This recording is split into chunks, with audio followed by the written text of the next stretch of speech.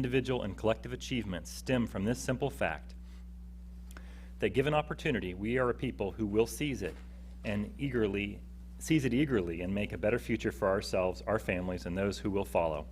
And whereas every day realtors open doors and create new opportunities and help more Americans know the pride of owning a home, and whereas in that spirit, the Lawrence Board of Realtors created a public awareness campaign, Opening Doors, Preserving the American Dream, to help expand and increase awareness of housing opportunities, programs, and services in our community, and whereas the Lawrence Board of Realtors has joined with other businesses and community partners to provide informational workshops open to the public, now therefore I, Aaron Cromwell, Mayor of the City of Lawrence, Kansas, do hereby proclaim February 21 through April 21, 2012 as helping citizens of Lawrence fulfill the American dream of home ownership in the City of Lawrence.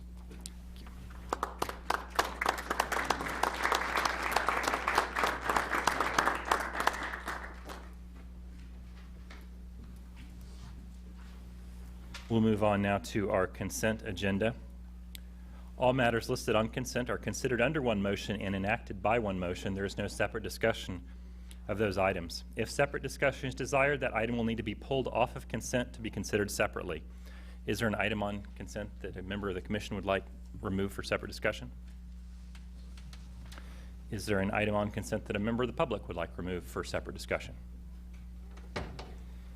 Hearing none, I would like to add to consent 197 claims to vendors totaling $1,148,379.83. With the addition of claims, is there a motion to accept consent? Second. Motion made by Vice Mayor Shum, seconded by Commissioner Amix. All in favor? Aye. Aye. Opposed? Passes 5-0. City Manager's report. Good evening, Mayor, members of the Commission. Just a few items in this week's report. Megan Gilliland and Eileen Hawley with the Chamber of Commerce worked to put together the 2011 Economic Development Report. I think it's an impressive document highlighting a number of economic development projects within the city and the county and the Chamber. We've got it online. We're in the process of sending it out to a number of stakeholders and interested individuals, and I think it shows progress on some items. We still have challenges. We still have work to do in this area, but I think it's a good document to reflect the work that the city's been involved in 2011. We do have some improvements that we made out at the Centennial Park Disc Golf Course. A lot of people may not appreciate that that's there. It's a heavily used course by a number of citizens, and we're doing some improvements there that we think will be helpful. I've got information about a gymnastics week that we sponsored, and then also I think some interesting information from the Community Development Division in regards to the 2011 Weatherization Grant Program. You see that we continue to provide benefit to a number of households within the community. We've had this program for a number of years, and it continues to assist the housing stock in this community. So I'd encourage you to take a look at that as you can. That's all I have in this week's report.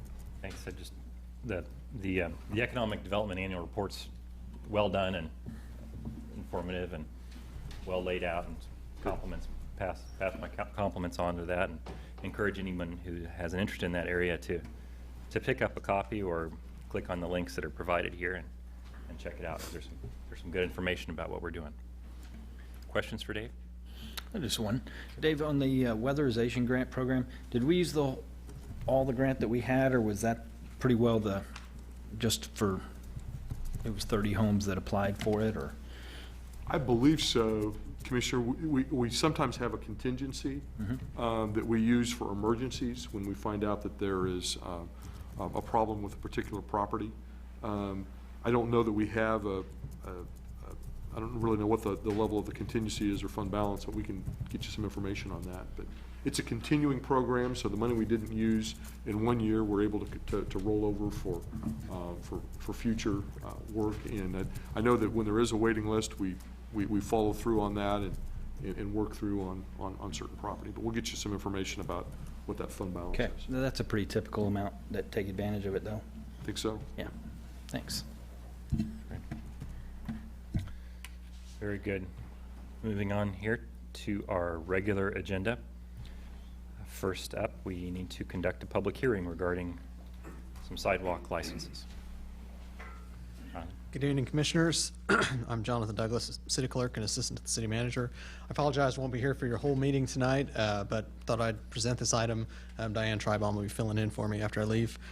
City Code requires that all new and renewal sidewalk dining license applications submit signed statements from adjacent property owners and tenants saying that they do not object to the sidewalk dining use.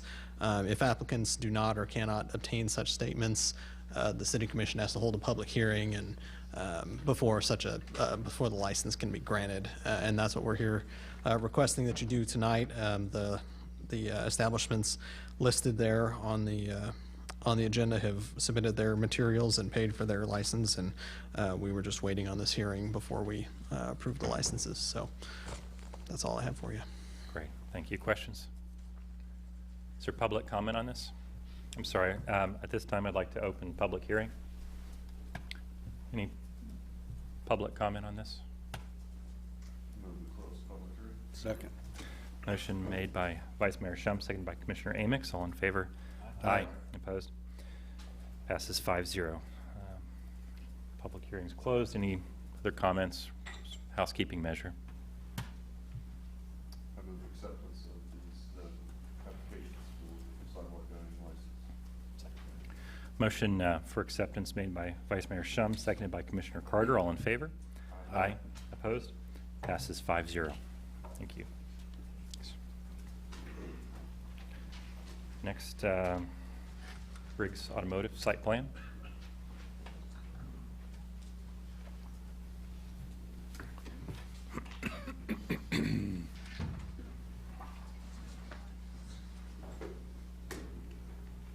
Good evening, Commissioners. Dan Warner with the Planning Office. I'm going to talk to you briefly about SP 21312, which is a request by Briggs Auto to use the medians within the right-of-way of West 29th Terrace and also the grass portion of the right-of-way of the Iowa Street frontage road for the commercial display of vehicles. The proposal also includes the display of signs and a 75-foot wind turbine.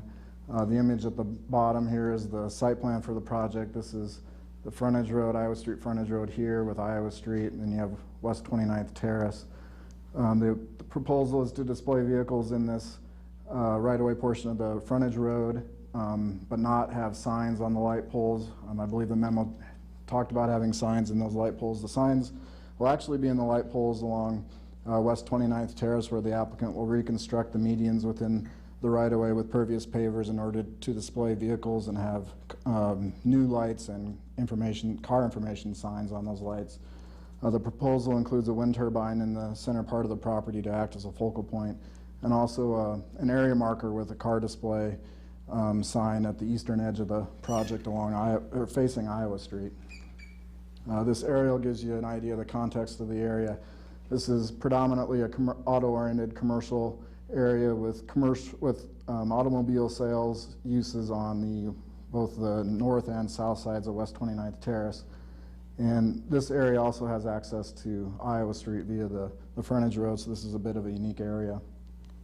Some of the details of the proposal: this is the area marker sign that would have space for a couple vehicles, and that would be located again here on the Iowa Street side facing Iowa. And then this is a cross-section of the display area and the medians with a couple cars between each of the new light standards with the car signs, the informational signs on the light poles. And this is the wind turbine.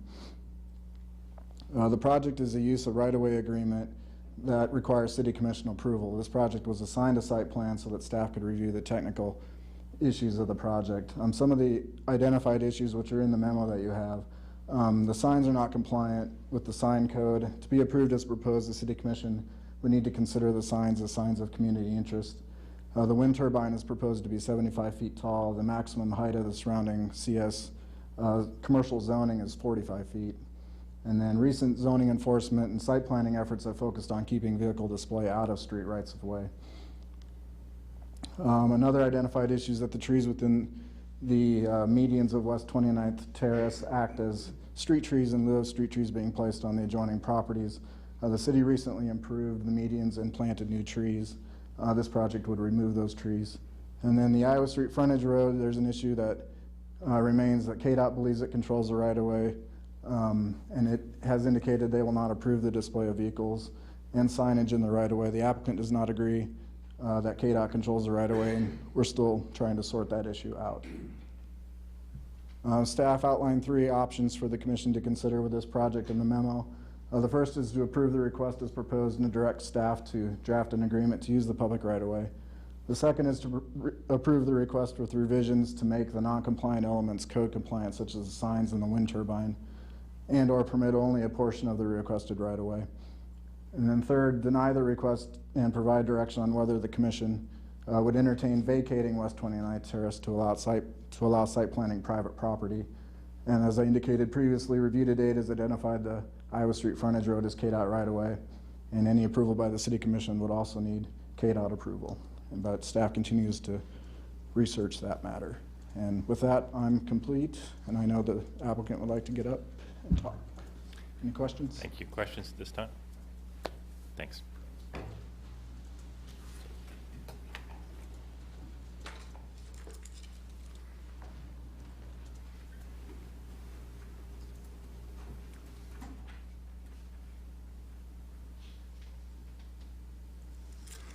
Good evening, and thank you for this opportunity. I'm Cecil Kingsley, BG Consultants, representing Briggs, and I have a couple of our staff people here as well. I think you know Dave Hamby, civil engineer, and Clay Phillips, architect. And Russ would like to speak in a couple of minutes. I first wanted to give you just a very brief history. I won't be speaking a long time tonight unless you have questions. When Russ came to us with this project, he had alternatives. He could have gone somewhere out around the city and created an auto plaza. He opted, for a number of reasons he may speak about, to try to develop the area that's before you tonight. We came to staff, and I want to thank staff. Staff has been extremely helpful and open to an exchange of ideas in an exemplary way. We started this project by meeting with staff. Dave called a meeting of the key people so that we could get together in his conference room and actually discuss this project and some of the special opportunities that we would have with this project. There was an exchange of ideas. We talked about the right-of-way along the interior street with regard to whether it would be appropriate to vacate it or whether it would be appropriate to come up with a right-of-way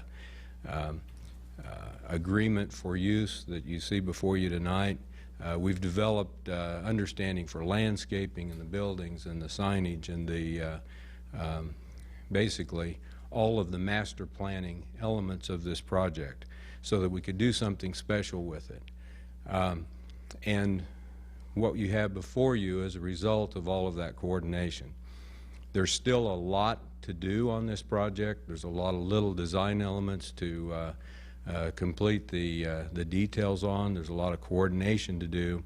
But Russ is in a position where he needs to understand whether he can use the right-of-way like is being planned. So with that, I think we have a unique area because of the amount of property around it that he owns, as well as the fact that the majority of everything on 29th is for auto sales.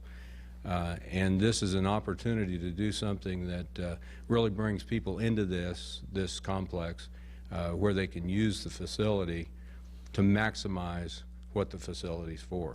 So with that, I'd like to introduce Russ. He has a few words, and then we'd all be glad to answer questions. Thank you.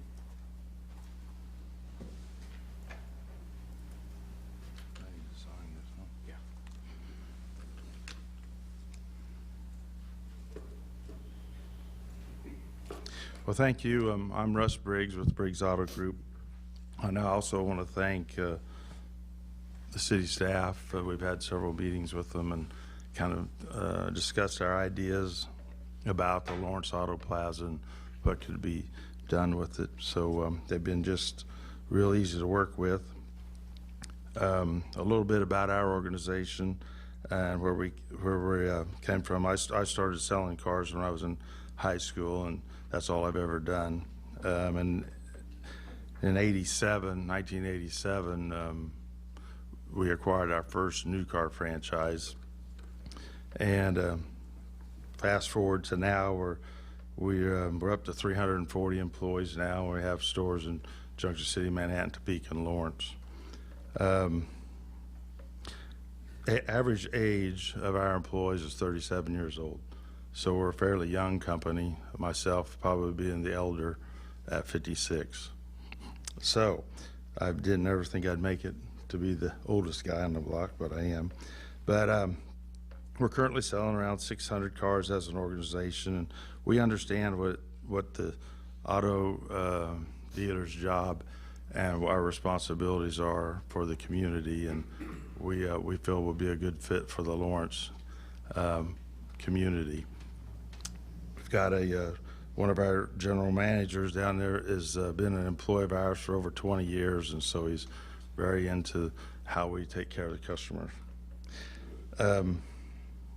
It was in '09, right in the middle of everything, the craziness of what was going on and bankruptcies. We purchased the Nissan Subaru store and realized then when we purchased this was a unique area with some unique opportunities, and one of the first things we had to decide was we made an agreement with Nissan and Subaru to split those franchises, so they needed individual showrooms, and ended up through this bankruptcy with Chrysler. We ended up with the Chrysler franchise working with Junior and buying his facility, and I'm happy to say Chrysler is alive and well and selling cars in Lawrence. Ended up purchasing the property on 4-wheel drive that was the original Elena Honda building, and ended up with Junior's deal in the fall of 11. Finished the Subaru franchise last fall, and as an example of what we can do with the rest of the buildings there. The Nissan will get a new facility, as I'm aware everybody's seen the slides that we put together.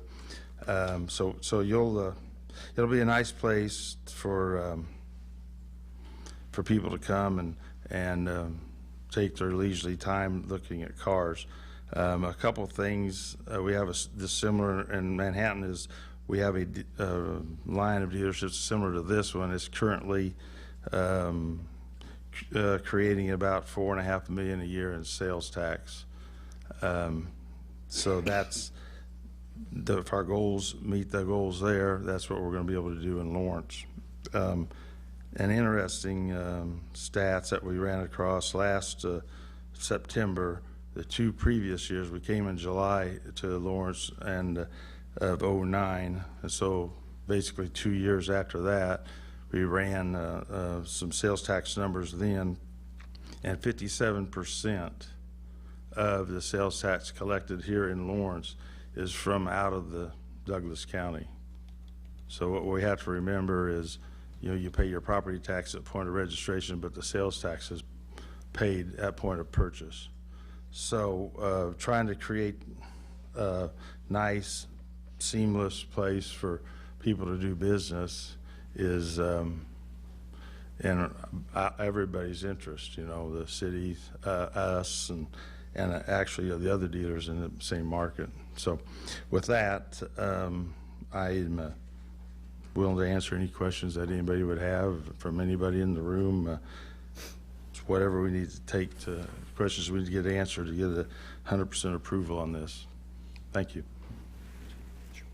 Just 1 second, Mr. Mr. Briggs. The area out along the frontage road that you're asking for permission to have cars along there, the impact that it's going to have on Elena Honda. I assume that you've had discussions with Mr. Elena about. Yeah, John's been in, and his wife have been in the office there at PG with one meeting, and I've met with him several times, and I don't know how it would impact, other than that part of this is to move his sign, the sign that's in front of the Honda store now, out, on the Iowa. So that indented area, that's going to be actually the Honda sign that's in that area? Yes. Okay. And will he have vehicles out there in front? Yes, also? those will be his vehicles. Those are his, okay. And then the only two that you're gonna have is gonna be on the display area where the sign's gonna be? And down my part of down the middle. Okay. Of the Well, yeah, 29th. 29th Terrace, okay. Yes. And then, we're not changing the flow of, I assume that the vehicles come in on those big tractor trailer car movers, they'll still be able to get through the area and deliver it through the, That's the way it's designed. Mhm. okay? Okay. Oh, the name of the auto plaza? Lawrence Auto Lawrence Plaza. Auto, okay. I think saw a your picture sign got up. out there. I was the one paying the bill, so I'm sure that's why my name got put on it, so. Well, but, I saw that and I thought, well, okay. Well, yeah. Well, I think that got out by mistake. So, Okay. no harm, no foul. That's right. Okay, thank you. Any other? Other questions? Thank you very much. Public comment?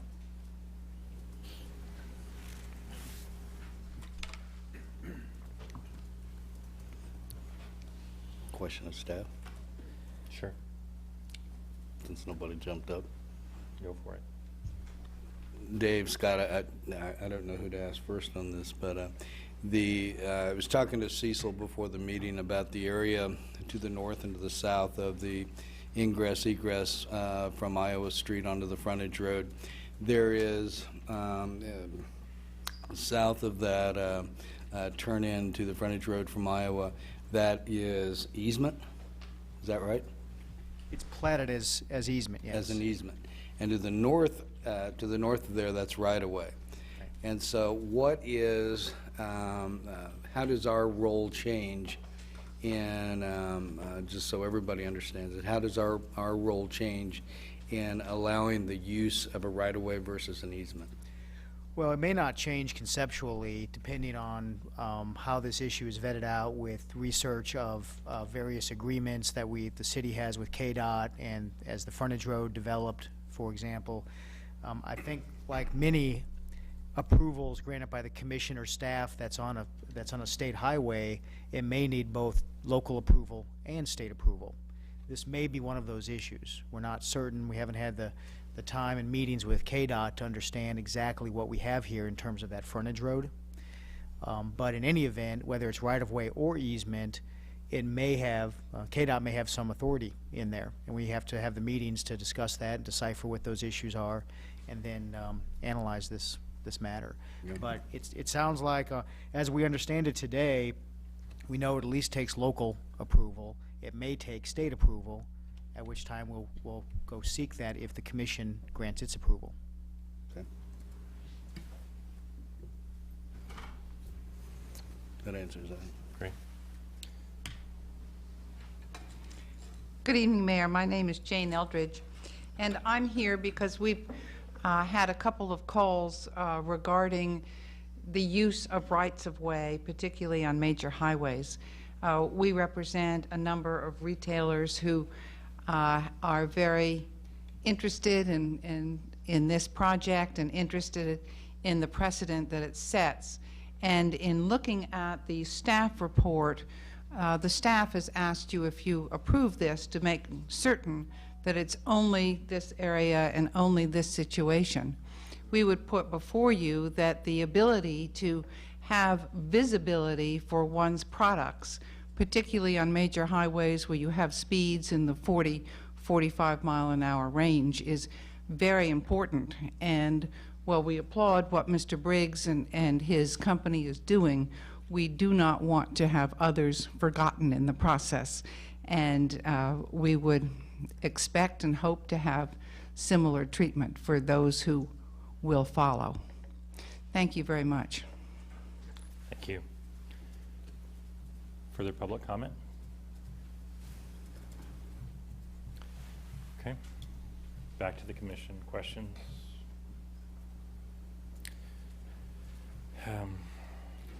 The difficulty of, I mean, what we've got in front of us is a very unique application, one which I think staff report says clearly we don't necessarily want to see all over town. It's kind of difficult to have that. What are the difficulties associated with vacating that road and turning this into a private project? We have, I mean, I'm assuming we have utility, easements and other things, and how does that work?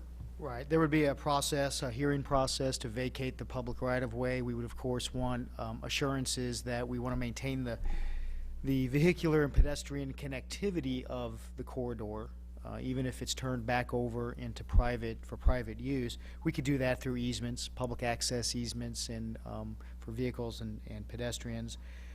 It's a little bit process ridden with the public hearing process to vacate and then place new easements on, and then it would be an administrative site plan process to get the design and the development code compliant.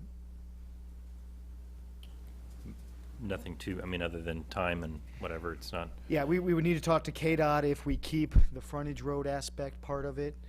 They would need to be a part of, if they in fact have some authority over that area, they would have to be part of that vacation. And so there's some timing. Part of why we've, I think, worked to take up this exercise to do a use of right-of-way agreement is based a little bit on the applicant's timing issues and desire to do some things there on some of the private property that had some link to the area along 29th Terrace. That's right. There was a deadline from remind me, Mr. Briggs. Well, there was a deadline on getting started, which we've gotten past that, so we are started, so Okay. we have some time. Great. Thanks. Questions? It's Statements? Yeah, have at it. It's a great project. I applaud Mr. Briggs for wanting to redevelop an area that's worn out a little bit. I'd much rather see you there than going out on the edge of town, so I think that's great. I think this is a unique district. It is made up almost entirely of car sales or car repair or car activities, so it certainly is unique. I think there's about 4 moving parts here that need to be dealt with in one way or another that impact us in our current ordinances and codes. First being signs, not the first in any kind of order of importance, but signs and the extra signage that occurs on the medians with regards to the sale bills for the cars. The height of the tower or windmill or wind generator. The Iowa Street frontage and how we decide to allow or disallow the display of merchandise. And then, of course, the median, likewise, how we allow or disallow the display of merchandise there as well. I'll start in, since I'm on a roll here. I think the median 29th Street Terrace, is that, if I got that right, 29th Street Terrace? Yeah. I think we should vacate that, allow it to become a private drive, and allow for the use that they have proposed under that kind of joint ownership with the property next door. I think that's the way to legally and practically solve the problem of everyone else wanting to do the same thing all over town, whether it's car dealers or mattress dealers or florists or whatever. So you can take that one and make the best of that. Access would be important to cross access.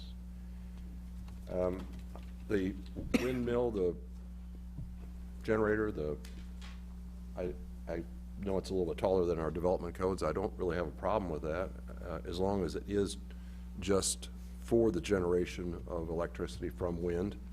I was just at a conference last week where it indicated one of the things they were talking about was photovoltaic activity as well as wind generation, and obviously you need some height on those in order for them to catch the wind to be any good. So that's kind of a requirement of, if you're trying to really actually generate some electricity out of it, you gotta have a little bit of height. That would be, the caveat on that would be, for me, as long as there's no streamers, it's not 14 colors, it's not a sign, and it's exactly what it's laid out to be, and that's for the generation of power. The signs I'm having a bit of a difficulty with because it would fly in the face of our current sign ordinance. I was on the original commission that set up the first original new sign ordinance that controlled signs, reduced them. I think we've got a better community because of the size of signs that we allow, the reluctance to have signs all over the place. And that just gets to be a sign war. If somebody has more signs than the other person, then they want equal number of signs. They want bigger, they want more. And so I'm having a difficulty with the signs on the medians. And then I don't feel like I can support the display of vehicles on Iowa Street just because of the fact that it is public. If it's not public right away, it's perceived to be public right away. I know that's going to be a question that gets answered later on. And therefore, as I said, with the 29th Street area, you're going to have people that want to put merchandise on every green speck of land all the way up and down Iowa Street and every other street in town. So I don't think it's good to do that. I just would be hesitant to vote in favor of that particular part of the program. Those are the parts I see that need to be worked out tonight. I'll go. Okay. Have at it. I appreciate the Vice Mayor laying all this out for us in a way that makes a little bit of sense in discussing the major components of this. I guess I'll start with the signs portion of it. I appreciate the work that you as a commissioner has done in the past and various commissions have done. I think in this particular case, and I assume that you're talking about only the ones that are on 29th Street Terrace, and these are the 10 square foot signs that are going to be there, that you don't like those? Is that the ones? The ones I was referring to, and I haven't really looked at all the signs with regards to this development, but the ones that seem to be a lot of, and are the ones that are attached to the light posts in the center median. Well, I guess I would. I don't know the size of them. Okay. Well, with what is shown here is that they would be 10 square foot car information banner signs. I really don't have a problem with those along the West 29th Street Terrace. I would have a problem on Iowa Street on the light posts there, I guess. The wind tower generator, as long as it meets safety and, is not going to, I guess, blow off or do something like that, that's fine. The vacation, as I understand, if we were to vacate the 29th Street roadway there, the property would go to the property to the north and to the south then, and then everybody has to sign up to be on board to do all this, is that correct? And Mr. Briggs, do you own 100% of that property along that roadway, along 29th Street? No, John Elna has the Honda portion of it, Right. so I own 2/3 of it. I have talked with Stanion, I showed them the plans. Stanion owns a portion of it, and at that time, they had no problems with it. Okay. So here again, you're paying the bill, so it's no big deal, right? Well, I was going to point that out at some point, that we haven't, although in a manufacturer's eyes, that would have been a blighted area, and is still a blighted area for auto dealerships, the way they like to see them. So there's programs out there, as we all know, TIFs or whatever, tax abatements or tax deferments, and we're not, we're assuming property taxes aren't going to go down. We're not asking for any money, we're just asking for cooperation. Okay. Thank you. And if I could ask this, how many vehicles do you envision displaying on the Iowa Street frontage? Do you remember how many we had? I don't remember that number. On Iowa? You're talking about out in front. I don't know if we had a number. We can sure get it. We can sure look it up and get it for you yet to tonight. Okay. 20 to 25, Okay, and that's a double row, is that correct? yes. Okay. It's on Iowa Street. That's on the Iowa Street side. Okay.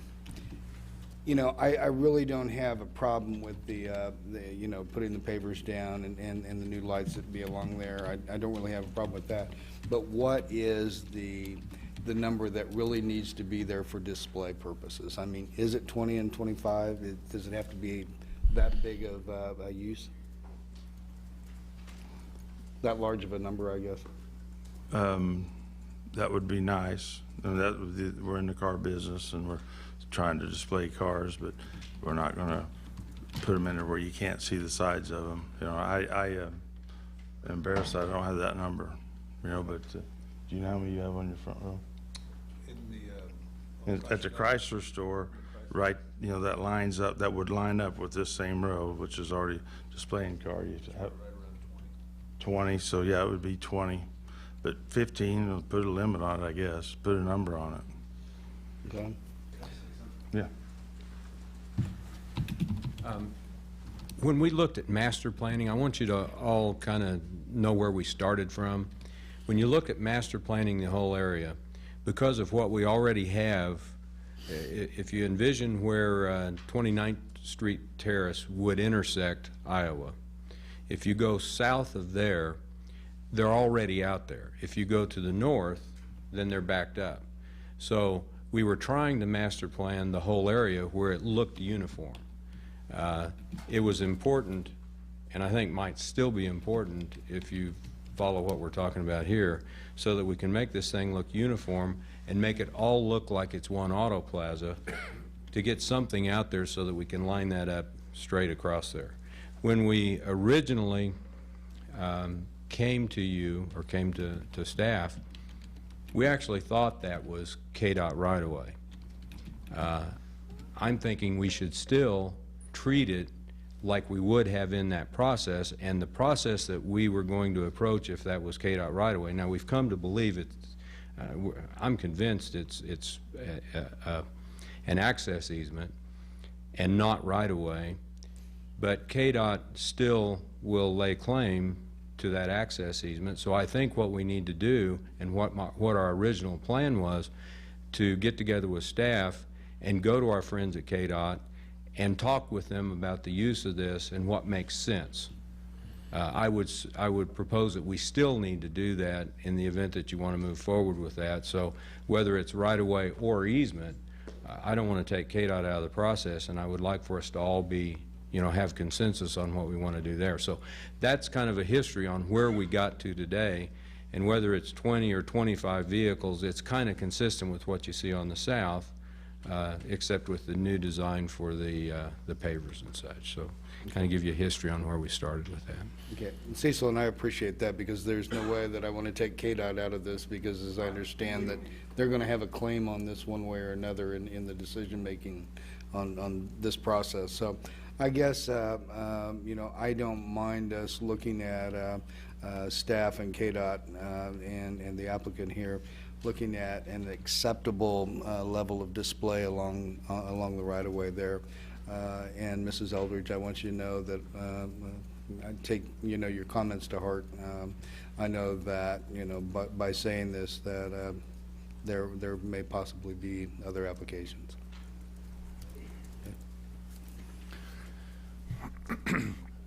Sure. Scott, do we not have a copy of the original Auto Plaza subdivision? We do. Okay, so what's the mystery regarding? Well, because we have that, and we have previous agreements between city and KDOT that need to be reviewed in connection with the plating. As this area developed, KDOT and city reached certain agreements about frontage roads and different access management and those sorts of things that we just need to research a little bit and draw conclusions about who has some control over this particular area. Most of the frontage roads, if not everything but this, has remained in KDOT right-of-way. This particular plat had an easement. It had a plat note that spoke a little bit to the timing of the easement and whether or not it actually was going to be physically connected to Iowa Street, and timing about reverting back to the owner and those sorts of things. And if it were as simple as looking at the plat and its notes, that would be one thing, but we also need to review the city KDOT agreements previous to that. So the plat shows it as property that's owned by the adjacent landowner? Right, the plat is, there's an easement over Lot 1 of that plat. That's an easement, not right-of-way dedicated away. It's an easement granted to the city of Lawrence. So looking at the county maps, it's not on any parcel. Yeah, it looks, when you look at the GIS layers, it appears to be right-of-way. But when you look at the plat, the legal document, it's in fact easement. Okay, so how long ago were these agreements made, when this was originally platted or subsequent to that? As I understand it, they were in the 60s and 70s. Okay, thanks. If it would help to shed any light on this, I was on the commission that vacated the property to the south, which Mr. Kingsley said would then line up with this new allowance to the north. And it was a vacation of an easement at that, or vacation of right-of-way at that time. So I would presume, I mean, you don't know, but you would presume that that followed through that whole area there, that from the far south to the far north. Don't know for sure, but we did approve an order that vacated the right-of-way. Right, and there are other parts of Iowa Street that were either dedicated or vacated, depending on the development proposal at the time. Way in here, I appreciate the very large investment Mr. Briggs and others here have put into this area, and are currently putting in to the area. I think the plan is an ambitious and you know, unique attraction for, you know, to bring people in to really improve their car buying experience. I think that's great. I do think it is enough of a departure from our normal plans that I'm in favor of vacation and turning this into, I mean, it looks like, to me, it looks like a private street. It's unique. We've got potentially cars parked and signs, and it's my understanding if we had this, it's a private road and we get around all of these other issues, correct? I mean, they can do what they will on a private road, or do we have restrictions there? Well, if it's vacated with appropriate access easements, there are some higher levels of development activity. They will need to comply with the codes and the sign code and development zoning standards, but we don't have a lot of examples where they're using private roads for commercial purposes either. They're either driveways or parts of parking lots. I think it would be unique even as a vacated road with a private or a public access easement across it. But that's one way, that's one option you have before you tonight. It's not only a driveway or a parking lot, but it's both. A driveway and a parking lot. Right. Sometimes it benefits the development to get closer to the road through setbacks and things. The most recent example is the Frontier Apartments that had a road public right-of-way vacated, but access maintained through easement because the neighbors use that as sort of cut-through traffic, and we maintain that as public access, but allowed it to be a private road and allow you know, some closer encroachment of the buildings there. Great. I do have concerns about Iowa Street too. I mean, I think that that's part of that just needs to work through the system, I think, and so we'd know even who owns that. But we have potential, you know, I don't want, you know, everybody using that, thinking that they can use that potential right away either. I think it's a great plan, but there may be a way of doing some signage or something that sort of complies with most of what's normal on that area of Iowa. But I think that needs to work through its normal course of dispute here with KDOT and such, and figure out who has any authority there before we move further on that. But I think vacation at 29th Terrace, or moving in that direction, solves a lot of our issues, and I think that I'd be in favor of having staff look at that and move forward. Wind tower, I mean, there's, it's, you worry a little bit that it's like the gigantic flag that's really a marketing piece. As a person who's installed a number of wind towers, generally speaking, we would attempt to, we would want to have a fall radius around a wind turbine equal to a little bit higher than the height of the thing, and not have it right kind of out front and center for safety. But there's not anything really code-wise that exists. Obviously, we don't have too many examples of wind turbines in the city. We did just put the one on over there on. Yeah, but the KU building, what's that called? Yeah, architecture. Yeah, which is I think that was a 30-foot pole. Just to put it in perspective here, we're talking about a 75-foot wind turbine here. Potentially, there's quite a bit of difference, quite a height. That's something I think that would maybe warrant a little bit of looking at, and what we think would be appropriate in the city, and what safety standards and such that we want to have in place for the future. But that's something I think that there may be a workaround. It may be okay. I just think that to me it's high enough that it triggers, I think, a definite look to make sure that it's within safety standards, and that again, that we want to have something that high right there too, from a planning perspective too, not just safety. So that's something I think I would like just a look at, and then to look again at vacation of 29th Terrace, and we'll kind of wait and see what Iowa has in store for KDOT before we proceed on that. But that, regardless, a little bit of caution there. I think there's some amount of possibility of display potentially on Iowa. We've got something there, but not going too far out on that one either. So that's kind of where I'm at on it.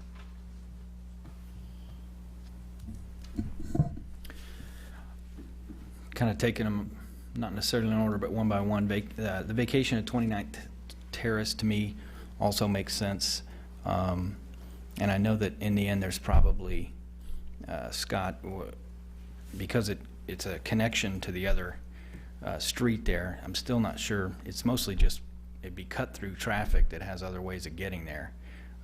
So I'd see it more as Mayor Cromwell said, kind of the extension of their parking lot. And hopefully speeds would reflect that as well.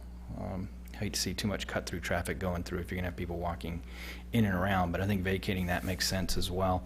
I'd be okay with the signs that are proposed there, again, with the thought being that it's interior to the complex itself. On the frontage area on Iowa, I agree with what Mr. Kingsley said, as well as others on the commission, about letting that discussion happen with KDOT. And I think that the signage out on that area as well is something that probably comes down to more of a safety issue, and I'm sure KDOT will weigh in, and probably our traffic folks have something to say about that based on the speed limits there as to what kind of signage could go on that frontage. But I think that could all be looked at during that discussion. The turbine is definitely, I think, a marketing tool, as you pointed out, but at the same time, I think it's a good creative marketing tool, and tying it in to actually be useful is a good thing as well. I understand there's some need for height there. If there's safety concerns, I don't know. That hadn't crossed my mind. I assumed that these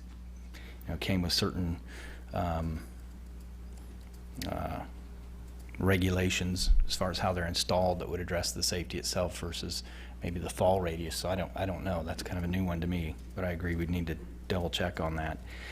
I see it as just a very good, creative infill development, and that I think is really important because Mr. Briggs pointed out that by the manufacturer's standards, those are actually blighted buildings, and I agree. I think it's, you know, we know that car sales, home sales, some of these are big-ticket items are huge drivers to the economy itself, and we're starting to see that improve here.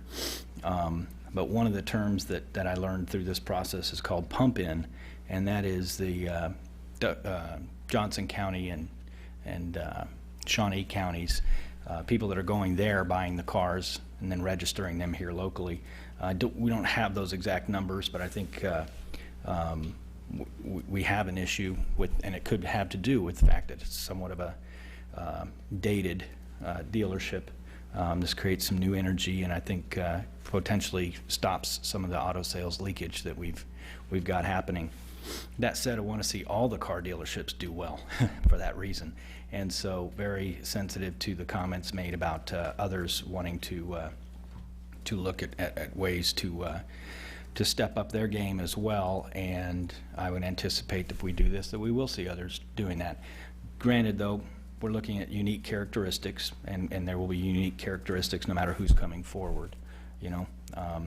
So it may be a little easier in some circumstances to do certain things here than we would elsewhere, but certainly we look forward to seeing other dealerships, you know, trying to capture the buying public's attention and keep the business here local. So I think that would be it. The only thing for me, again, is the KDOT discussion on the frontage road. And other than that, and making sure, I guess, that all safety measures are met as far as installing a turbine that close. I'm good with it, enthusiastic about it. Yeah, I'm just going to chime in here on a couple of things. I think that when I first looked at this plan, the dedication or converting the 29th Street Terrace section there between Four-Wheel Drive and Iowa Frontage Road made sense to dedicate that back to the adjacent landowners, especially given that, you know, they're really planning on using it for display purposes and planning on marketing their vehicles, and that people are going to pull over on the road and they're going to be looking at the cars, and it's not going to be useful as a road per se in the future. So just looking at its purpose as a cut through or as an overflow from four-wheel drive or from the frontage road, I think it made sense to me to see that road dedicated, but I understand there's some land ownership issues that have to be resolved. And, you know, for me, it was about trying to encourage the redevelopment of this area because, you know, as long as I've lived here, it just seems that there's been slow, minuscule upgrades made to this area, and I think we've really suffered from a car sales standpoint. And the tax dollars that we could generate as a community, that we're losing as a community, it makes this a real unique opportunity. And, you know, Mr. Briggs has a good track record for solid developments and operating these facilities in a professional and classy way. And I think if we can help facilitate additional car sales in our community, which would generate more revenue for all sorts of great things, I'm a big fan of that. The Iowa frontage road issue, to me, is kind of unusual. You know, this is the widest spot of frontage road. This and just north of that are, you know, 2 or 3 times the width of some of the other frontage road or green space areas on Iowa. So if we were talking about taking away a very consistent, wide swath of green space that ran up and down Iowa, I could see where this would be red flagged all around. But this was really kind of the largest section of green space along Iowa. And, you know, the parcel to the south runs up almost directly to Iowa Street. So it's really not consistent at all along that road. So the fact that there's such a wide swath of space between the frontage road and Iowa Street makes it more of a unique situation for the consideration of utilizing that space for the display of cars. Not to mention, you know, when traveling, I see a lot of cities making major concessions for car dealers simply because of the tax dollars generated by the commerce that occurs there. And although I don't want to, you know, rewrite the rule book here, I do want to see the reinvestment, as you pointed out, and the redevelopment and the infill of this area with some solid regional draws from a car dealer standpoint. And I think being able to see the vehicles, being able to know that there's a rejuvenation occurring, that there's new ownership, and there's, you know, a new sense of desire to sell vehicles here in Douglas County, I think that, to me, is worth considering some concessions along Iowa Street. And although we may not be the final determining factor there, I want to throw my support to try and utilizing some of that area for a focal point and a centerpiece, that this is a new and redeveloped area of our community, and we're proud of it, and the owners are going to be proud of it. And for me, it boils down to being reasonable and maybe matching up a consistent setback from Iowa Street, and not really taking away a cornerstone of green space along Iowa. This is a unique place, and I think it merits consideration. As far as wind turbine air, and I'm not going to claim I know anything about the fall zone there, but I think that a focal point is a good way for people to find it. I think that's a great thing. And if you're coming from out of town, hopefully we'll be drawing in people from out of town within the county and then out of the county to come to this place, and they need to be able to find it. And I think that's one good way to do it. And I know he's going to be selling some green vehicles there, and I think it's probably a marketing ploy as well. So for me, I think it's a decent idea, not one that I'm, you know enough about whether or not it's a safety issue or not, but I do think that it's probably a good way for people to find this development. And then the signs, both the sign along Iowa Street, I think a sign is important. I think a better sign, a sign of progress is important there. But as far as the signs along 29 Terrace, if we do vacate that, I believe the owner probably has the right to do pretty much whatever's within a site plan required. And I think it'd be great to have some unique draw that other communities don't have. So for me, I'm really excited about somebody wanting to come to town and dump the money and capital and energy into a project that's going to generate tremendous value for the county and for the city. So generally, I'm in favor of trying to figure out a way to accommodate most, if not all, of these desired changes. We've been around, haven't we?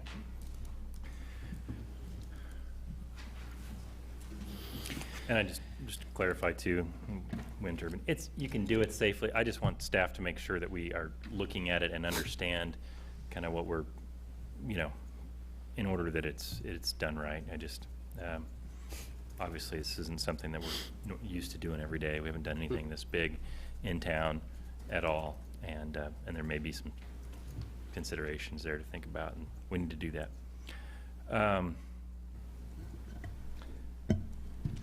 So if we were to go ahead and proceed with the site plan, subject to, look at the wind tower as you've suggested, and also how do we handle this deal with KDOT on the easement? How is that item? I think we ought to handle that. I think we'll need to meet with KDOT and talk through that. We probably need some legal review of the documents, the plat, the agreements, to understand more completely whose authority that area lies in. And then if I'm taking notes on all the comments, it sounds like 29th Street Terrace is, you would support vacating that. That's a process in and of itself. And so that, along with an administrative site plan that we could process, if elements such as sign and height and those kinds of things don't comply with code, there are other avenues the applicant could take to there's some administrative relief that we can accommodate some of these elements with. Depending on the scope, the sign code Board of Zoning Appeals will hear sign code variances, though, on private property and site plan property. So we just need to vet out what the processes are, where to go from here. We're changing the direction a little bit with going to more of a private elements on a private property. And so we need to meet with the applicant, work through all those issues. I think we're hearing that the city commission supports the concepts here, and the Iowa Street frontage portion may or may not be up for vacation. And so we'll need to just work through that with KDOT. So what would you like from us this evening? I don't know if we're ready for a specific motion on it. I think the applicant received direction, staff received direction. I think we need to get together and work on an outline of the next steps. I have a question for it. Sure. Are we talking, nobody ever mentioned this, Scott, but could we dedicate the frontage road south of the turnoff from Iowa Street? Is that what we would have to do in order for him to keep this within the constraints of a site as opposed to the public right-of-way? Or, I mean, because if we do vacate 29 Terrace, it would basically lead up to a parking lot, in essence. Right. And so would that not be their access road, south of the turn? Yeah, I mean, KDOT may be willing to vacate their portion if in fact they control it as well. That'd be part of what we meet and talk to them about as well. But I could see one option to be vacate frontage road and 29th Terrace. It all goes back to the property owners. They site plan that, and then we just continue with our administrative process. Okay, sorry, just was thinking that might be cleaner all around from a development standpoint. Yeah, I think there's some work to be done here yet, and how to figure out how to do it all. But I guess you just have direction, and I guess I want to say once again, I appreciate the investment. It's a bold plan. I appreciate the emphasis. Briggs has on internet sales, and that's bringing tax dollars from outside our community into our community, and I think that is phenomenally important, and keeping up with the technology of car sales, and that this is a good plan. We'll get through it. Bear with us, and we'll make the process go as smoothly as we possibly can. Let us know if there's anything else we can do as we move forward. Did you have anything to add? I was just going to say, I hadn't considered the possible vacation of the north-south frontage road. That would certainly change the dynamics of how I would look at the Iowa Street. I just really think, once again, if we're going to start using what's public right-of-way, vacating it for merchandising, then that's all well and good for this particular project, except that there's going to be people knocking on our door around town that want to do the same thing, and we're going to have problems accommodating. I think that's what Ms. Eldridge was referring to earlier in public comments. But if indeed it does get vacated, then I think that changes the dynamics of how we look at it. So we'll see. I feel bad that we can't have some action tonight other than just conversation. Would it not be appropriate to indicate by vote that we want to start with the vacation of 29th Street Terrace? Or do you want to wait until you see what KDOT turns up on the north-south? No. I think, Vice Mayor, you can direct us to prepare the necessary documents for the vacation hearing, direct us to respond to the district engineer from KDOT who says, no, this is our right-of-way, you can't use it, and respond to that saying, well, we want to find a way to try and accommodate some usage in that area. That's what I'm hearing a majority of the commission saying, that there's support for that.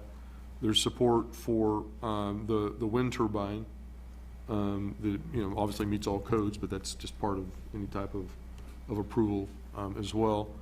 And that Scott's saying that the issue on signage is to go to the Sign Code Board of Appeals. You're not asking us to change the sign code to respond to this request. At least that's what I've heard. I'm just trying to go through the different items and perhaps craft a motion so that we can step forward on that. Is that helpful? That's the way I think Same. everyone's comments tonight. Motion made. Is that, Scott, am I capturing most of the? Those are the issues discussion. I mean, The only, Make the motion that you just. the only thing that I would like to have included is that if they wish to be included in the discussions, Mr. Elena and his wife be included with those KDOT discussions, because they're obviously a major player here, so. But, no, I think we would proceed with as much as we can on this. I mean, I don't think that we need to hear it 2 and 3 times. I know these. I would move then to, for motion summarized by the city. Second. Motion's made by Vice Mayor Shum, seconded by Commissioner Carter. All in favor? Aye. Aye. Opposed? Passes 5-0. Very good. Thank you very much. Appreciate it. Next up is to consider a waiver request with respect to a site plan for 23rd Street Rayco Car Wash. John Shutak from our Utilities Department is going to introduce this item. Thank you. Good evening, Commissioners. The site plan we have at hand is for the redevelopment of property at 720 East 23rd. There's an existing retail accessory building, an existing car wash bay, and the proposal is to convert 2 of the existing car wash bays to a express lube service, and modification of the vacuum stalls here on the east end to accommodate additional parking. Staff reviewed the site plan, and we provided commentary stating that separate service needed to be provided for the express lube service and the accessory retail building. This is predicated on the interpretation of City Code 19214C that separate buildings on a single commercial or industrial lot are considered a separate establishment and therefore must have separate sanitary and water services. This interpretation is shared by not only utilities but legal and finance staff as well. Mr. Grobe has requested a waiver relating to that section of City Code 19214C as provided in the same section of Code 19214E.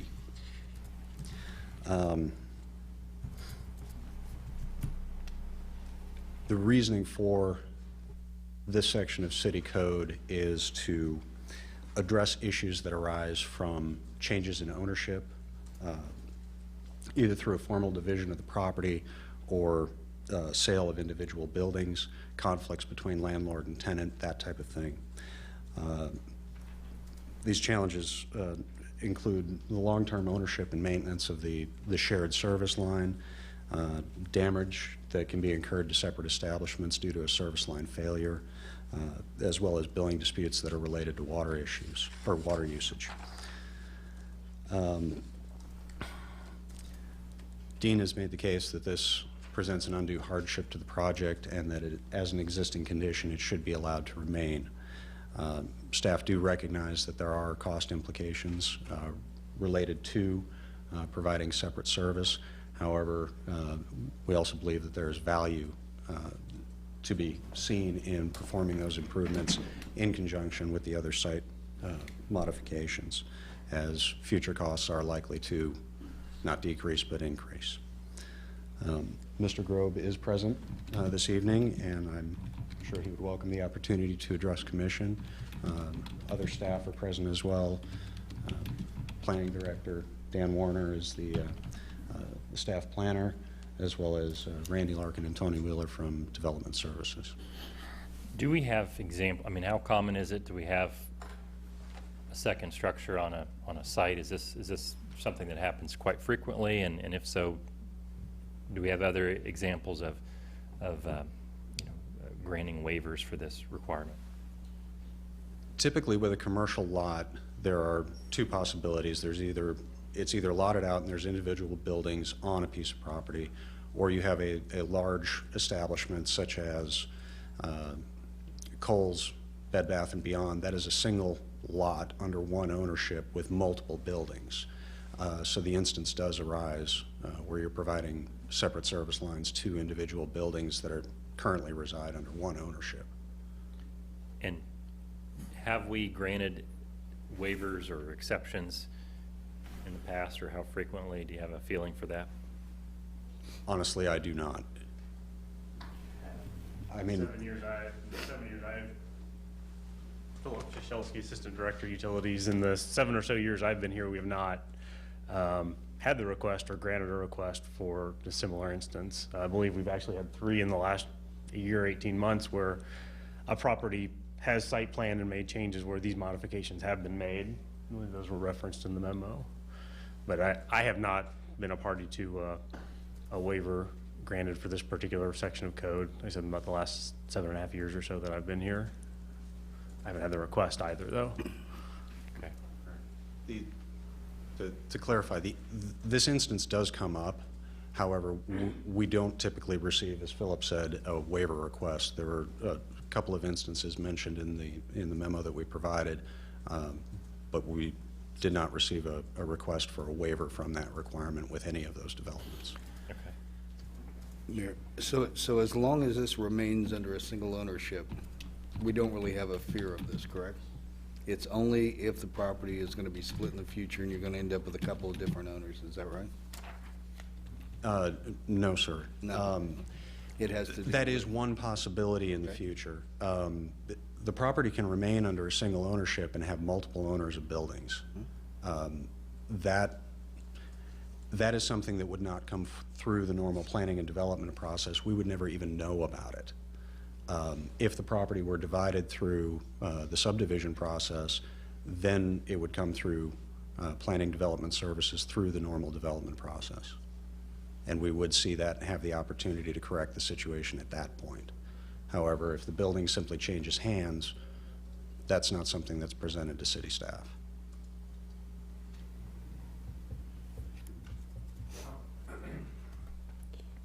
How did this come about? Because you've got two buildings now, and they're not separately served, but yet I'm understanding that part of that one building is going to be used for a little bit different use, and all of a sudden then we have to have different water and sewer line. It looks like there's 2 buildings here that are using services now, but yet you only have one meter and one sewer. That is correct, and I mean, The situation is, I honestly cannot. My point is, I guess, I'm having a hard time seeing the difference from where we are today to where we're trying to go with. I know why we have our regulations there, and the memo makes good points, but in this particular case, we got 2 different buildings and we got 1 meter, and then because they're changing the use on part of one building, all of a sudden you got to, bring in another meter. Vice Mayor, I might be able to answer that. It is the change of use that triggers it. The intensification of the use on the property by the code requires the compliance with all city code. And so I think that's the justification the applicant is bringing to you for the waiver. The reason for the waiver is that it's existing conditions and not the level of change doesn't warrant the code requirement. That's the applicant's perspective. From our perspective, our way of processing these types of applications is to bring these utility issues into compliance with the code, and that's what we have done in the past to several properties just in the last year and a half. So it's a bit like non-conforming use. As soon as you change the use, you want to upgrade to the current state of the art of the code. Right. Okay.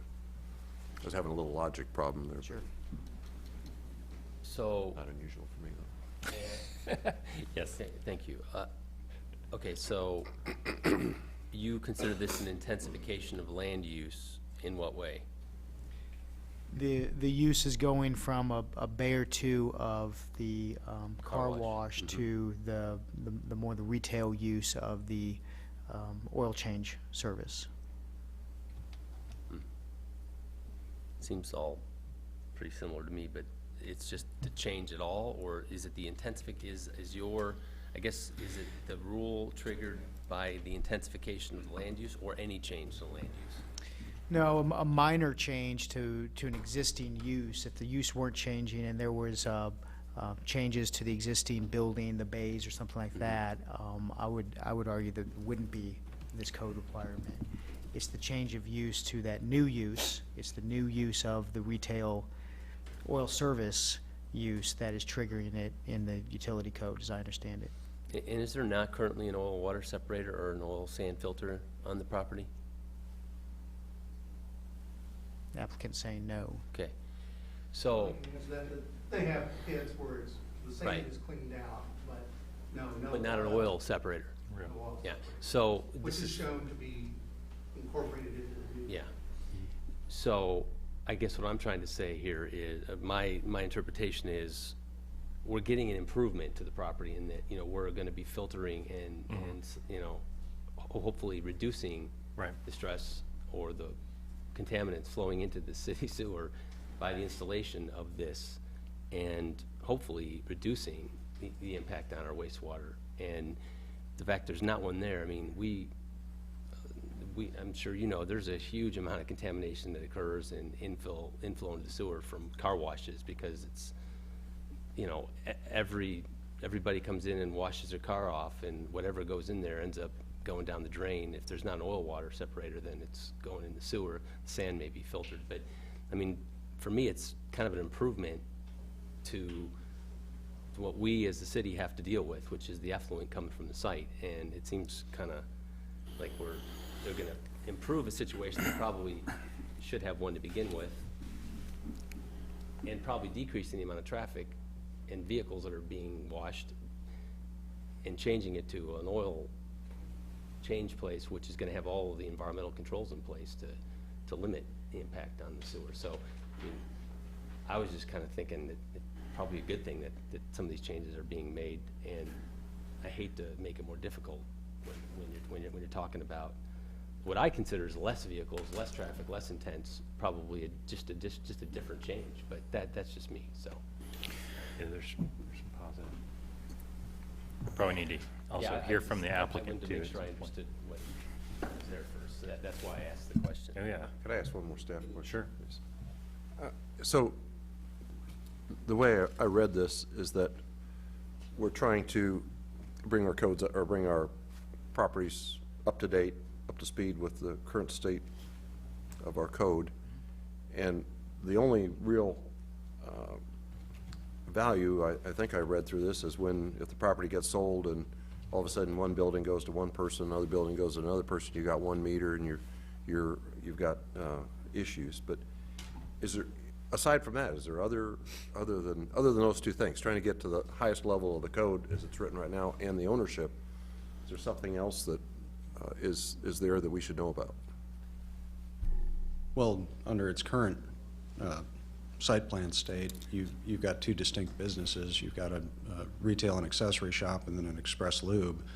You know, whether it's under the same ownership or not, you can have damage to either property based on a service line failure.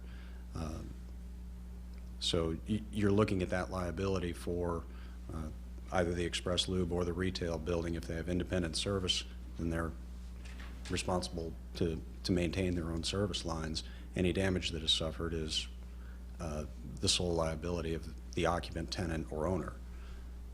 Well, it also affects both buildings. So you get damage, you're not going to affect just one building, you're going to affect everything hooked into that private Downstream, line. from wherever the break is, or the, Well, everything on this property could get, if it's a blockage, it could get backed up. If it's a repair, it could go out of service for a time, and it's going to affect more than just the one building. It's going to affect whatever buildings are conjoined to that one private Well, service line.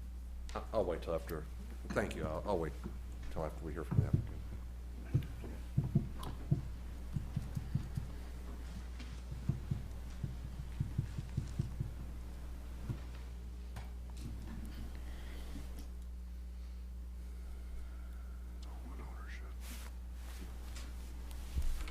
Good evening, Mayor, Commissioners. My name is Dean Grobe with Grobe Engineering. I guess I just would like to summarize kind of some of your comments that you brought up. As John has mentioned, you know, I guess the first thing is the interpretation of the code. One talks about premises. I think it's 19-112. Kind of alludes to a couple things that he brought up, is the subdivision of land. Done several projects which included extension of sewers, new meters. You mentioned a minor sub that I did the work on Pinnacle number 10. Totally get that. Again, once you have two owners, it's pretty obvious that this guy doesn't want to be responsible for this guy's water issue or water and sewer issues. I think I don't know that I know of any place other than the condominium where one lot, one person could own the car wash and somebody else could own this building over there on one platted lot. You know, with the Kohl's and some of the other buildings he spoke of, I could be wrong, but I'm pretty sure that building is under one ownership or, you know, something a lot more technical than just two guys owning two buildings adjacent to each other. So, you know, I think the instance where, you know, maybe it is correct. I think he referenced a couple projects where I think they were all new buildings being constructed. So at that point, to not then combine those sewers or in another adjacent building was being completed, that building should in fact have its own sewer and water in that case, because it doesn't make sense to try and go back and hook them together. And plus the fact that you have a increased use there. You're starting with a whole new building, and that, you know, would probably warrant an additional meter and sewer. You know, I can tell you a couple places, and one project that I worked on, and I won't tell you the name, but it's a municipal building. New buildings that was put up, had kind of a walkway between them. Water and sewer were hooked together. No new meter, no new sewer service was required on that particular project. And as I mentioned, I won't tell you what it was unless you ask. So it probably is more common than you think. It's just that you're not aware of them until somebody walks through the door and says, hey, I'm going to change one of the uses. I look at this project much like our development code, that there are stipulations. If you're not completely redeveloping the site, then, hey, you're not going to have to go put in all the landscaping and some of those things for what you're doing. Well, I look at it, and I think it's a similar thing, that there is just one owner on this property. It's not multiple owners. While he may have tenants in one of the other buildings, he's still ultimately responsible for that sewer, whether there's one sewer or 6 sewers going to those buildings, you know, unless he's got an agreement that if you have sewer problems with your particular rental space, it's your responsibility. But if they go to a common sewer, it's the owner's responsibility. And I think that's the important part, is that it is just one owner. And to as we get through this with the cost, to ask somebody to spend the kind of money that you're looking at just because maybe in the future something happens will be tough. Again,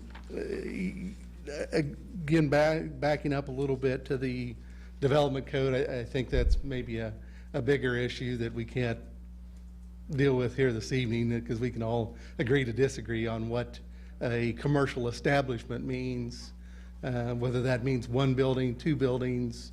If those 2 buildings are connected by a walkway, does that mean it's one building? So there's some question there. As we've gotten through this process and they agree that the variance was required, I submitted the variance letter, and that comes before this governing body. So I guess then you have to look at, well, what are the criteria that warrants granting that variance? I think one of the things being action by the owner. The first answer to that would be, well, sure, the owner did that in '89 when that other building was added onto the site. But I'm sure he had to have a building permit, and I'm sure if that was code at the time that, you know, those sewers could be hooked together, then it goes back to the answer that he didn't do anything that wasn't acceptable at the time that he did it. The second thing is, does this affect the adjacent owners in any way? And I think unequivocally you could say, no, I don't know how having 2 sewers on his project is going to affect, you know, the property to the east, the west, or to the north. It has no bearing on their, you know, ability to do business or use their land. I guess the third thing is as Commissioner Shuman, you know, the public health, safety, morals, general welfare. No one other than the owner having some benefit in the future if he spends all this money.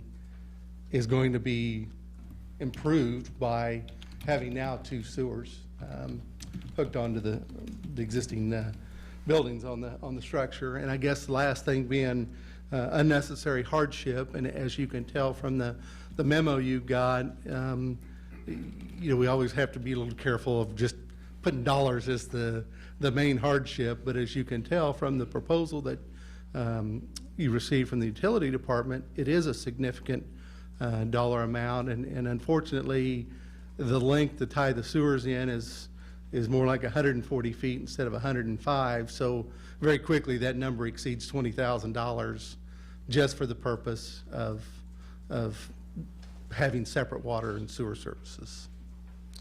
So I guess with that, I would, answer any questions, try and give you any other information that I could at this point.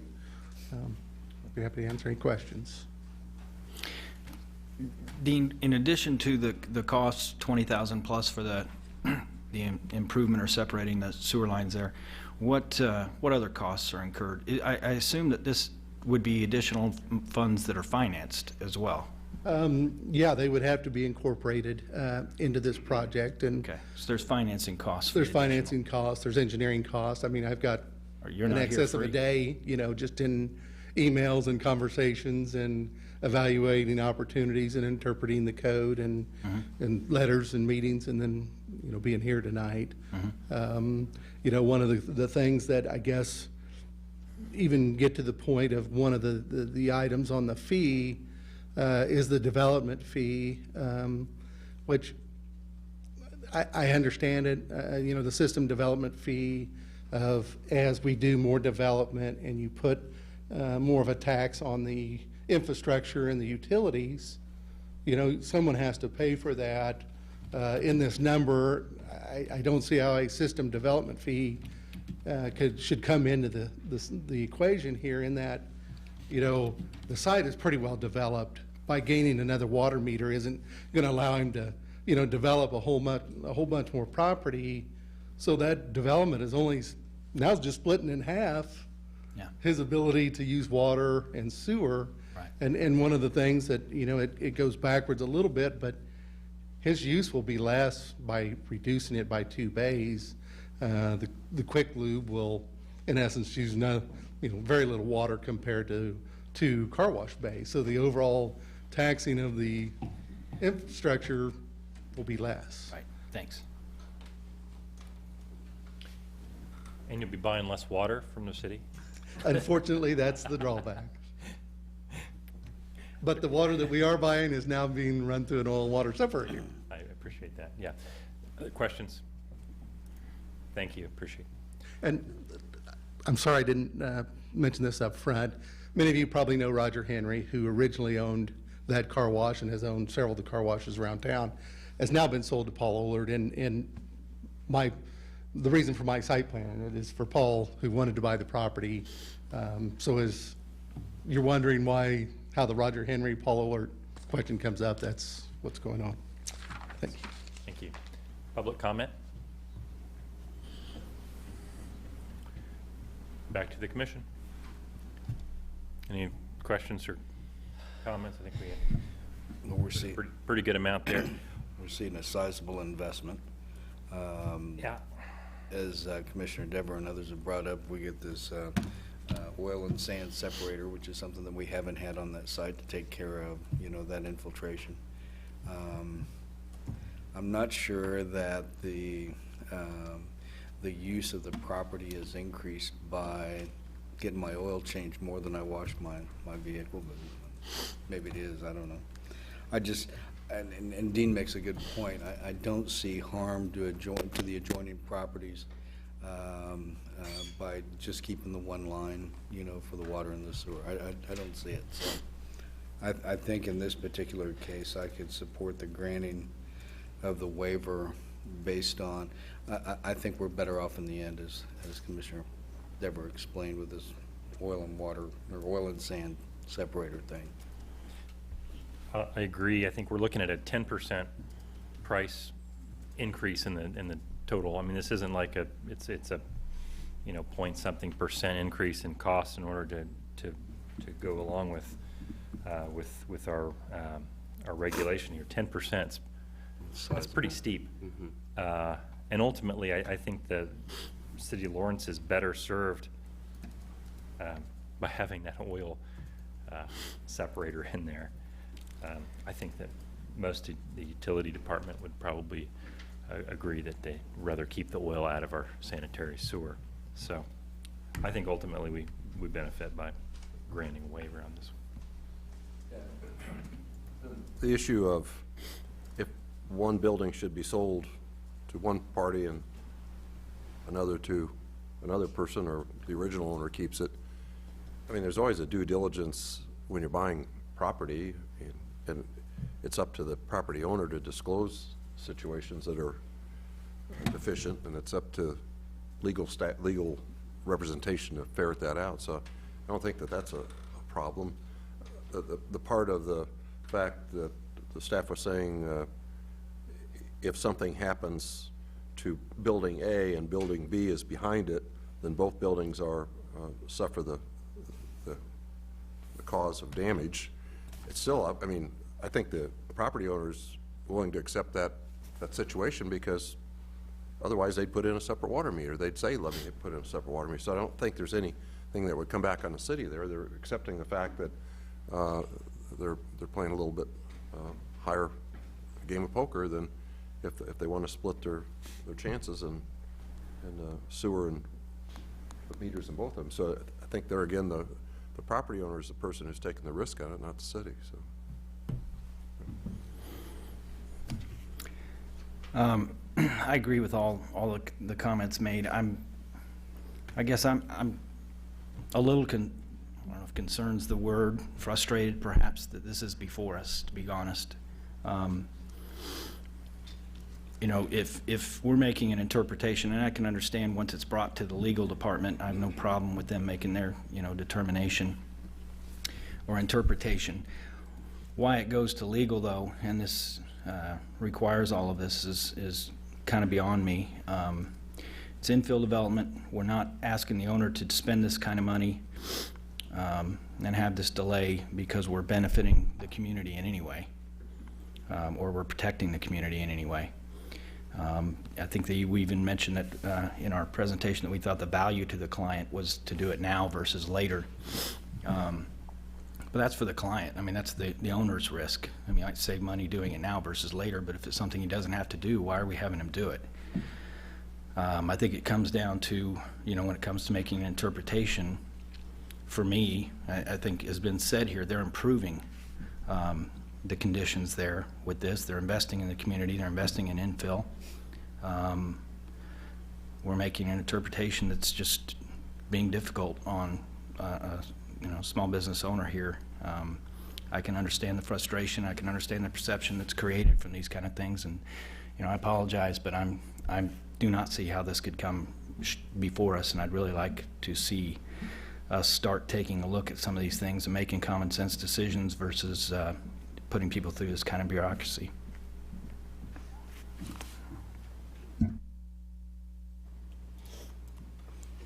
Yeah, I'm in favor of granting the waiver, and I think if there's any question about the impact or ramifications to future sale, there's ways to, as Bob pointed out, I mean, there is due diligence required and clearly stated in the deed, and if there's any separation of those buildings, it'll be taken care of by the normal course, and I don't think it's an intensification of the land use, and I think we're going to end up with improvements, and I believe that the cost is a fairly substantial one that I think is,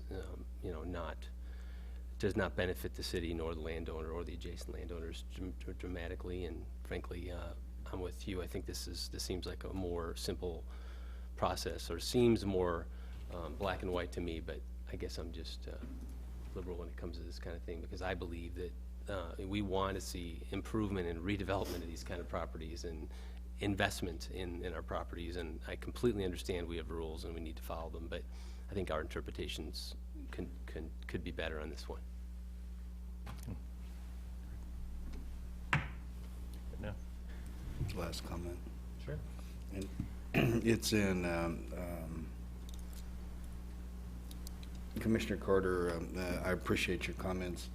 We do write a lot of code around here and ask our staff to carry out that code, even-handedly, and they, I think, do a pretty good job. And it sounds like after listening to the Vice Mayor's comments about vacating streets 30 years ago, once you've been here, as long as Vice Mayor and hearing all these, you're going to hear a number of appeals over time. So these appeals, they'll continue to come as long as, that we're doing a number of these infill development. We want people to do it, and we appreciate, the work that's being done by Mr. Ollard and Mr. Grove. But, the truth of the matter is that, once it comes to, this particular place and time, the final decision obviously can rest here until we change, the way that appeal is to happen. So if you got a good way of doing it, I share your concern, because I don't want to put, an applicant through this, but at the same time too, I'm not sure the way it's written right now. The commission is obviously going to be the one that hears the appeal, and it's our responsibility to make those decisions. I understand. And I guess my concern is that when the appeal is not necessary. Oh. I mean, there's interpretations made every single day, and there's business-friendly interpretations and there's business-unfriendly interpretations. And so my concern is the use of our time that it even comes here. I certainly agree with everything you said about the appeals coming to us and whatnot. It's just, I don't see why this needed to be appealed. I think the interpretation seemed like it was an easy one to me. Okay. I guess I'll make a motion then, huh? How about it? Yeah. Well, I would move to, For it or against it? I would move for it. Do I even need to make a motion? Anybody want a second? No. I would move to approve the waiver request for Grove Engineering from City Code 19-214C with respect to site plan SP 12-82-11. Second. Motion made by Commissioner Carter, seconded by Commissioner Amix. All in favor? Aye. Aye. Opposed? Passes 5-0. Thank you. Is there public comment of a general nature this evening? Leslie? Hello. How are you guys? Good. I couldn't get on the packet this morning. I guess I should take all this weekend. So I don't know if you got the district study letter. I don't even know if it would have been in the packet, but I just wanted to make sure you guys saw it. And I'm more than happy to answer questions. Downtown district study. I Yeah. got a copy of a letter from the Old West Lawrence. Old West Lawrence. Yeah, Old West Lawrence sent one in. Yes. Ours is a little longer. We haven't received the East Lawrence, but we did receive an. Oh, well, I sent one in. Is there anything you want to ask me about it? Would you like to chat? At this time, I guess we haven't. Haven't read it. Yeah, we haven't had a time. If just since you're here and you've offered, I Yes, wanted to I'm make sure, volunteering. because I thought and I might have misheard you when you brought this up at the last commission meeting. Did you say that you wanted to hold up any No, development that until is this not done? an East Lawrence opinion. Okay. No. I just wanted to clarify East Lawrence's neighborhood association. There was an Thank you. individual present Yes. who made that request, but And I thought it was not. I thought Leslie had as well, so I apologize. No. Thank you. No, sir. Good. What letter are we talking about? There's a formal letter that I sent in requesting the district study for Vermont and New Hampshire streets. On district study. Send it to staff. Yeah, it's on the, Yeah, I sent it to Bobby. Oh, okay, it's on. Do we have it? Sorry. posted on the, I thought you posted on the It's in digital the digital library. Yes, yeah. Okay. We've got it. Excellent. We'll make sure that you all get it again, point out to you. Perfect. Thank you. Fine piece of craftsmanship. Yes. Any other questions then? Thank you very much. Okay, thank you. Take a look. Is there other public comment this evening? No. Future agenda items? Next week, we have a study session on the solid waste task force. And then we'll be receiving We're receiving the report. in the regular agenda. So we get a study session, and then we'll receive the document as part of the regular agenda. We also have got the synthetic turf ordinances put together. I believe that it follows the direction from the city commission when we last had this. I plan on placing that on the consent agenda next Tuesday. I also believe that given some of the discussions that staff and the city commissioners have had in regards to the Activity and Wellness Center, that those two items are indefinitely deferred. That is my understanding of the status of those two items. Be happy to take any different direction that you want to give me. West Orange Rec Center. Oh.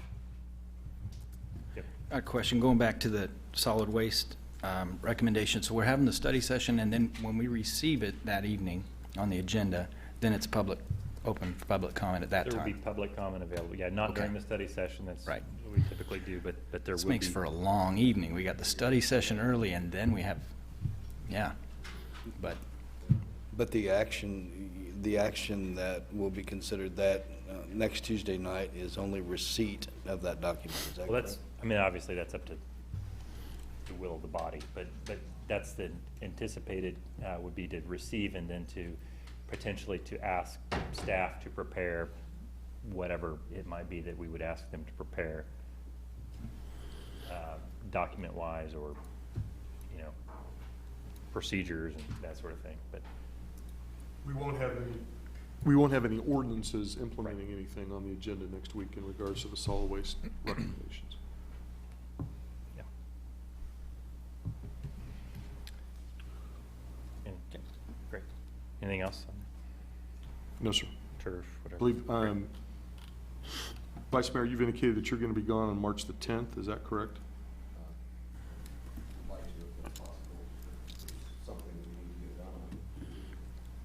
March 10th? It's a Saturday, right? Did I misspeak? I'm sorry. 12th? It's the 13th? 13 would be Tuesday. Sorry, 13th would be the March- Tuesday I'm sorry, before March the spring break. 13th. Yeah, Thank that'd you, be- Mike. Yeah, March the 13th is when you're going to be gone, is that correct? But March the 13th is when you're not going to be here, is that correct? Okay. All right, and we don't have a meeting on the 20th, but we'll still have meetings on 6, 13, and 27. We just won't have any items of, That works for everybody. I think I'll be here. the big issue right now is the solid waste. We'll make sure there's nothing on the agenda that would be a, Do we know when the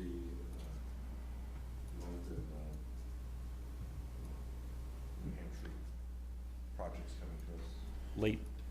late March to early April-ish, depending on the applicant's availability for their documents. so it would not be on the 6th or the 13th? Unless you want us to schedule. No. I just was. I'm just kidding.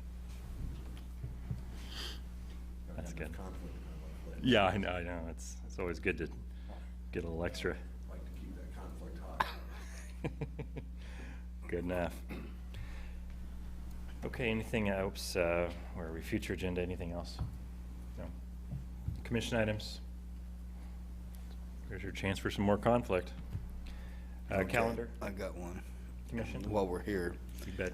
how about the library process? Yeah? You want an update on what that Sure. is? Sure. The As the Vice mayor Mayor said, and conflict, the you know. construction management selection committee met last week, and we're in the process of trying to finalize a recommendation to probably go to the library board first and then to the city commission afterwards. Hope to be able to do that in the coming days. Short and sweet. Calendar? We talked about spring break coming up and schedules or anything else? Study session, we've kind of hit all those items. I'd entertain a motion to adjourn.